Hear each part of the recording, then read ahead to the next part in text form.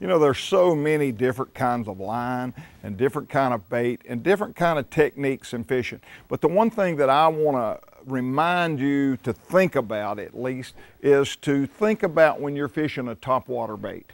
When you're fishing a topwater bait, what do you want that bait to do? Do you want that bait to walk? Do you want that bait to pop? Do you want that bait to stay on top? Well, if you're like me, I want the bait to stay on the surface.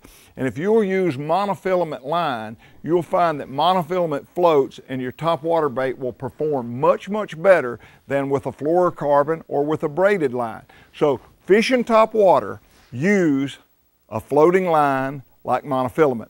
And to help that, sometimes if your line is not as buoyant as you'd like for it to be, take a little chapstick, just ordinary wax chapstick, and dress your line with it, and it will make your line float even more. So it'll make your topwater perform better.